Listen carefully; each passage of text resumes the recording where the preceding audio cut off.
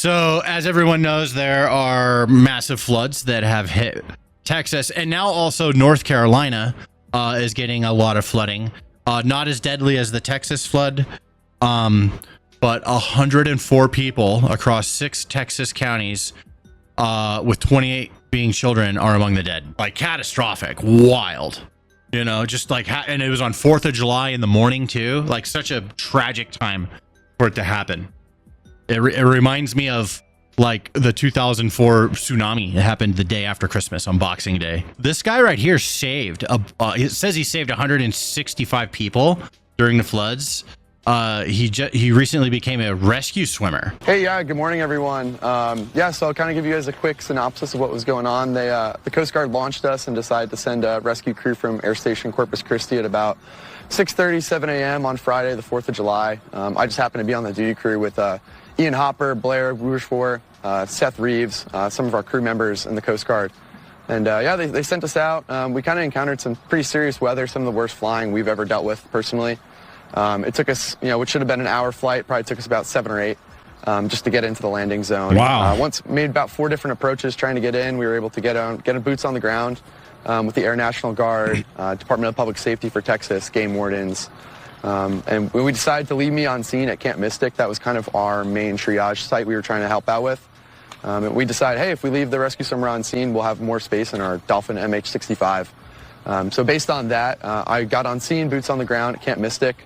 Kind of discovered I was the only person there as far as like first responders go. So yeah, I had about 200 kids mostly, all scared, terrified, cold, having probably the worst day of their life, and I just kind of need to triage them, get them to a higher level of care, and get them off the flood zone with a lot of the US-60 Army helicopters. United States Army National Guard was landing their 60s with Task Force 1, some of their rescue swimmers, and they were able to land. We kind of came up with 2 different landing zones. There was one off an archery field and then one at a soccer field. So yeah, we were able to kind of land those 60s in there. And then I was kind of the main guy as far as like grabbing people, usually like 15 to 10 kids at a time, maybe one adult with them, and bringing them over to those 60s and getting them to a different LZ that was kind of safe and had more first responders than just myself out there. Had you ever done this before? No. First time? No, this is my first one. Wild, right? I haven't had any cases before. I've been a rescue swimmer for about a year, fully trained for about 6 months. So yeah, this is my first experience, but I really just kind of relied on the training we get. Coast Guard rescue swimmers get some of the highest level training in the world. So really just kind of relied on that, and that, just knowing that any of the rescue swimmers in the Coast Guard would have done the exact same, if not better than me. So training is one thing, but this was the real deal. Yeah. Bro, as a Marine, we make fun of the Coast Guard so much, but not this guy. I'm not going to make fun of this guy, bro. I'm not fucking with this guy. This guy a hero. Straight up. Wow. 27-year-old man dies saving his fiance, children, and mom during the floods. His last words, I'm sorry, I'm not going to make it. I love y'all. He punched the glass window so they could escape the water, and then he got cut. Fighting through the injury, he got his family to the roof, but he died from the blood loss. Wild. That a hero. And that will never gone unnoticed. It just started pouring in. We had to fight the door to get it closed just so that too much didn't come in, and we ran back to the room and we started calling 911. Julian's fiance Christina Wilson says after 20 minutes the water was up to their knees. Julian punching open a window to try and get her, their children, and his mother to the roof. It severed his artery in his arm, almost cut it clean off. Christina says they kept calling 911, but no one came in time to save him. About 6 o'clock my husband was dead. He had lost all of it, all his blood.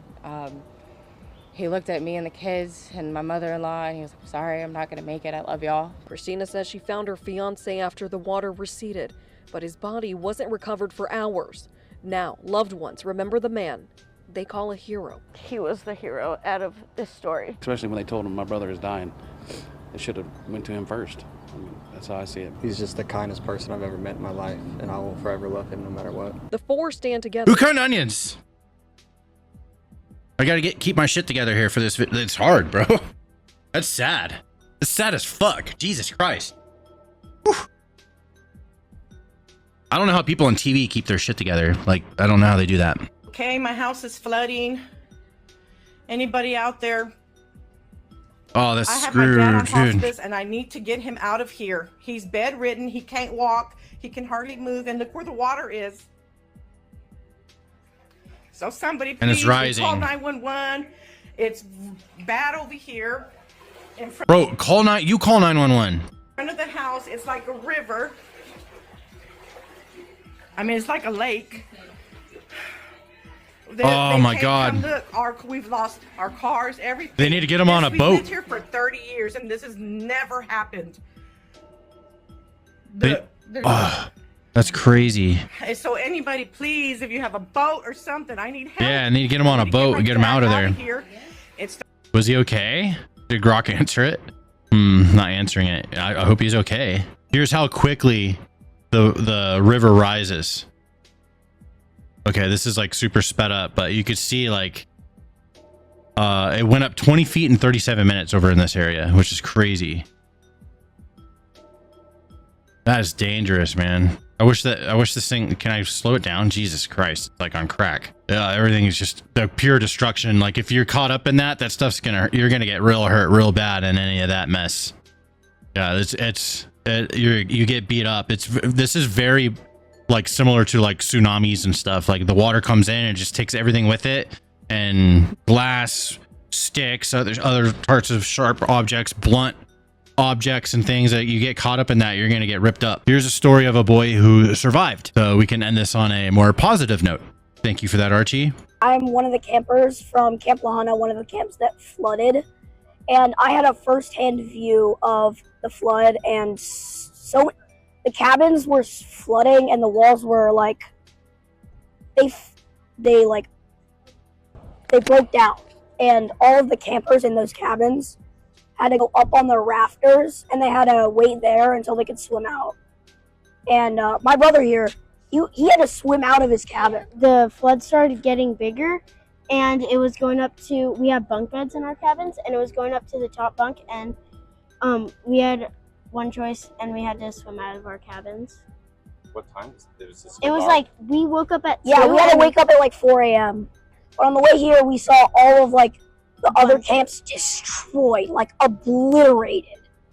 And tell me, how'd you guys get out of there? They put you guys on buses, or did you have Yes. to wait? Yeah, we had to get on a bus. Yes, we had to get on a bus. We were in other cabins for like cabins on hills for about 17 hours waiting until we hosted a cabin. the buses get here, and it was not fun. Brave kids got themselves out of it. Wild, dude.